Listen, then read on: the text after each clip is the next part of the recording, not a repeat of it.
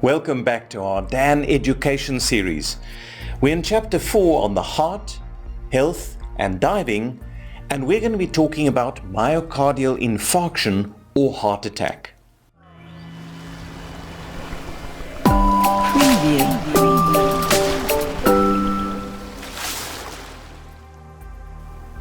Now, when the arteries supplying the heart become blocked, a myocardial infarction or heart attack will occur.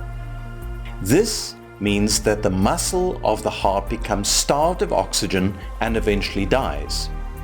If the infarct or the dead heart muscle is large enough, it will affect the heart's ability to pump blood throughout the body. In addition, if the electrical system has been adversely affected, it could result in an abnormal rhythm known as ventricular fibrillation, which is often fatal very quickly.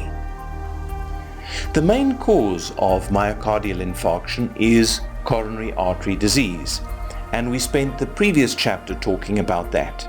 But essentially, it's a narrowing of the arteries supplying the heart. Eventually, a piece of the fatty plaque affixed to the artery's inner walls may break free and lodge in a small blood vessel, causing total occlusion. Coronary artery disease affects about 3 million Americans and kills over 700,000 every year. It's also a very prevalent disease in South Africa and a common, in fact the most common, life-threatening disease. Blockage that results in myocardial infarction can also be caused by a bubble of gas or a clot within the blood vessel. But simply stated, whatever causes the occlusion means that oxygen can no longer reach the heart muscle through the blocked blood vessel. The classic symptoms of myocardial infarction include a so-called radiating chest pain or angina that often spreads to the jaw or the left arm. Other symptoms may include heart palpitations, dizziness, indigestion, nausea, sweating, or cold, clammy skin and shortness of breath. If a myocardial infarction is suspected, it is essential that emergency medical care be called and the affected individual evacuated to a hospital.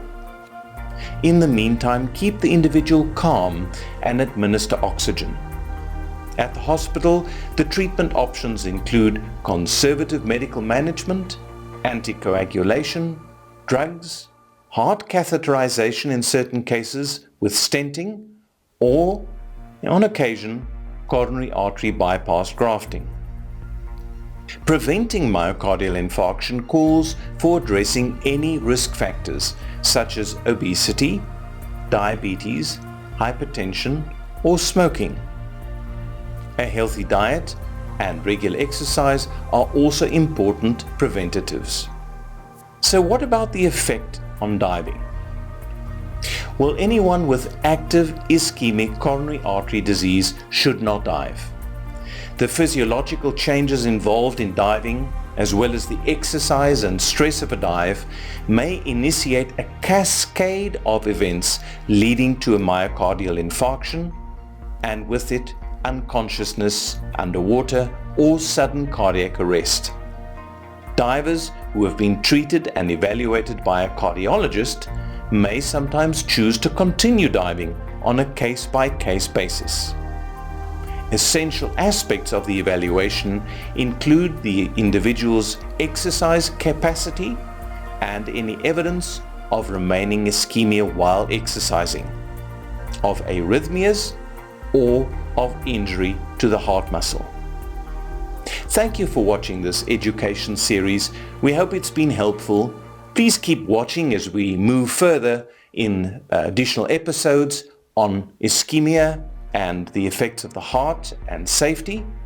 And please post your questions, subscribe to this channel, and give us your feedback. Thanks for supporting Dan.